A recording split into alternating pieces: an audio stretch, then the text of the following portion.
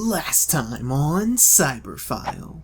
We finished exploring the Salt Alchemancery, gave the Architect and the Unskinned an absolute thrashing, and made it to the penultimate area of the game, the Crypt of the Dead Gods. Hello and welcome back to another episode of From the Depths, Cyberphile's lore-enhanced Salt and Sanctuary walkthrough. Now wait a minute, we were just at the end of the game. Why are we back at the beginning of the game? Well, if we head all the way down, we can finish off a storyline. And there we are. I think I understand. I tried to retrace my steps to when I wrecked on this island, only I can't remember. I came from some nation. I had a mission to do something, but all I desire is to appease the island. I've died so many, many times. Again and again. Again and again. I keep finding myself in the same place. I find messages left to me, by me, with no recollection of leaving them. Whatever my soul was made of, it's fading fast. The island wants me to kneel, to abandon my soul to it. I can't. I won't. I should have died at sea. I can still die at sea. Take this gift. I won't need it anymore. Good luck, kind stranger. May you fare better than me. And that's the end of the Black Sand Sorcerer. So he believes that committing suicide will take him off the island for good. We don't know if that happens. So it is what it is. But finally we can talk about a very interesting theory about Salt and Sanctuary, and as you've no doubt noticed, as I've been playing, I've been walking past journey bottles right here. And those are left by other players of Salt and Sanctuary. You can leave them if you use the journey bottle item. And they say, whatever. Abandon all hope now. Well, and that was obviously written by another player. So from a game standpoint, it's much like Dark Souls, leaving messages with soapstones and things of that nature. They're called soapstones, right? It's been a really long time since I played Dark Souls. At any rate, the idea is that it's more than just other players leaving those. There's actually a lore reason for it. You see, we have all these different characters who have come to this island, and they'll have different ideas to their mission. And that's because the way time and space work on this island, as we know, aren't normal. Okay, there are people from all over time and place on this island. Like, Cran is super old, but he's still on this island. Same thing with the Sodden Knight. He's been on the island for a long time. And yet here we are, we've just gotten here. Or have we? You see, it's interesting because what it really is that people keep crashing on this island indefinitely. In fact, we're crashing on the island right this second. You see, we've always been crashing on the island. It's infinite. We've been crashing on this island for as long as time has existed, since we've crashed the first time.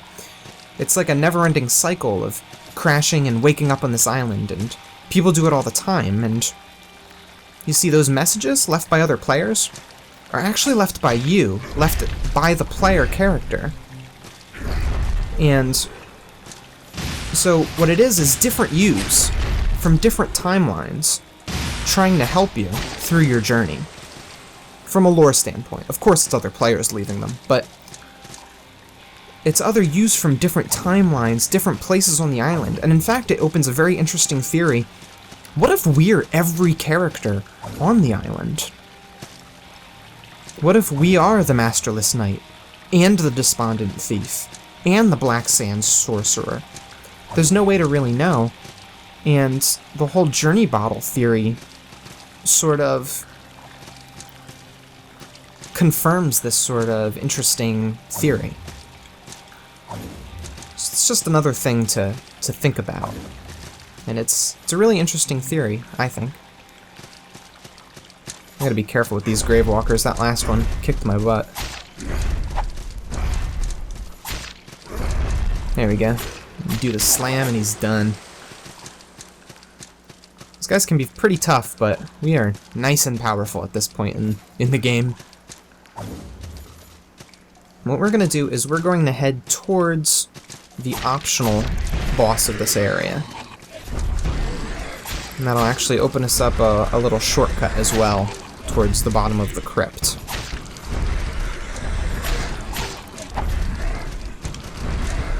Perfect.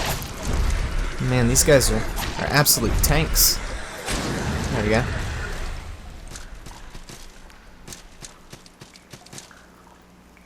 So while we're on our way to that optional boss, let's talk a little bit more about gods. Now, since we're in the Crypt of the Dead Gods, we know that, well, gods can die, right? Makes sense. If there's a crypt for them, then it would only make sense that they could die, right? But how? How do gods die? They're gods, right? Well, you see, gods need sustenance too. So the only way they can really die is by starving to death. Or, you know, if we kill them, assuming Murdiel Amal's a god. Alright, but off that train of thought, back onto the gods thought. They need sustenance. They need people to love them and revere them and pray to them as gods. That's what gods need to survive. And without that, the gods are nothing, and they end up dying and finding their way here to the Crypt of the Dead Gods. And I do believe that the Crypt of the Dead Gods is not anywhere in the kingdom, but in fact may be unique to the island. I mean, look at the weird spatial distortion with the rain falling upwards and the water falling upwards. It must be on the island somewhere. Not the kingdom. So, do you remember... Let's talk about the three again. Remember the Great Unification Decree? And how it was designed to sort of force people to revere the three?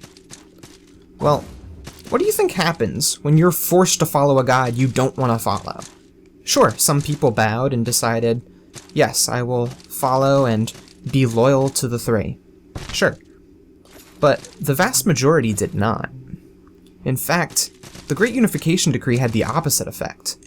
People ended up hating the three. And what do you suppose happens to gods that are hated? Well, they don't become gods. I mean, after all, you can't just pick, hey, these are three Ascarian nobles, and we've decided that they're going to be gods now, and now you have to follow them, because we said so. Obviously, people are going to create a disdain for them, so while they're the biggest and technically most popular creed, they're also the most hated. So what happens to followers of the three who truly believe in the three? Well, they pray and their prayers do get answered, but not by the three. No, by some dark force here on the island. Is it the island itself? Is it the god of this nameless island? Or is it one of the Kraken, maybe? We'll never know for sure. You can always speculate, but here is the three. The Forgotten King. Here you have the knight, the judge, or the knight, the king, and the judge. And this battle's not too tough, but whew, the judge is very deadly with its magic spells, and you want to try and take that one out first, if possible. Now, in the Vita version, I wonder if they fixed this since, but in the Vita version, there's a bug where the judge won't even cast spells. It'll try to cast the spells, but the spells don't work properly for whatever reason. I think I'm gonna take a drink here just to be safe. There we go, the judge is down. The hardest part of this fight is gone. Now time to take down the other two. This is what happens to gods who aren't revered. Oh man, I thought I was far enough away from that sword. As if it really did any damage.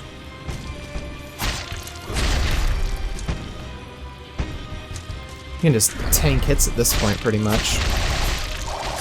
There we go. The king is gone. Now all we've got left is the knight, who's probably the easiest of the three, despite living the longest here on my playthrough. And there we go. He is gone. And the 3 is no more. And that's another boss that, if you feel like exploiting a little bit, you can. You can defeat 2 of them and then die to 1 on purpose. And you can still, really rack up the salt, if that's the tactic you want to do. But I'm not going to be using any exploits this game. I never do when I play SNS. Alrighty, so with the optional boss complete, we can move on to facing the actual boss of the Crypt of the Dead Gods. First, we have to make it over there. And the Crypt of the Dead Gods is kind of big, kind of confusing. I do want to try and get all the items that are here, but it's not easy to find them all sometimes, so we'll see what happens. Oh man, I thought we were going to go under him there.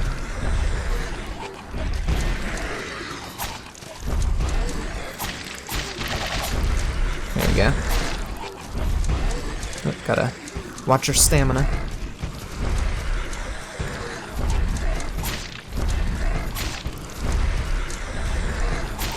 These guys are annoying. They just take too many hits. They're awfully quick. They're a tough enemy. Rightfully so. Good drops. Oh well. Alright, got ourselves a stone sellsword.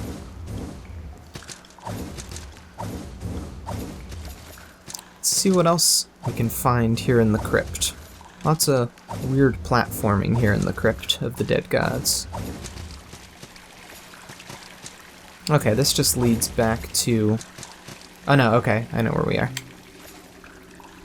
Got some more grave walkers to beat up.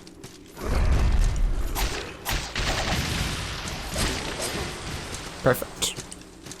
And there should be another one, yep. Right over here. Ouch. Nice, we got him before he launched his energy attack. Good stuff. Alrighty, and I think there are a couple items we can nab over here as well. Down there is a mini sanctuary. We'll swing by there as soon as I grab the item that's up in the corner here. You're not a Mimku, are you? No, okay. Alrighty, so back down around here is a mini sanctuary, and it's pretty much just outside the next boss. But I don't want to face that boss yet because look at all the salt we've got. We're loaded. I'd rather try and upgrade my lock bow a little bit first. So we're just gonna warp back to the nearest blacksmith. And we're gonna level that up, and then we will tackle the next boss on the next episode of From the Depths, this Salt and Sanctuary lore-enhanced walkthrough. So I'll see you then. You're not going to miss it. We are coming right up near the end of the game. See you next time. Hey, thanks for watching. Don't forget to subscribe for more Cyberphile content. And if you liked this video, show me with that little thumbs up button. If you liked this video, you might like one of my other videos. You can click right on the boxes to jump to them. Cyberphile, offline.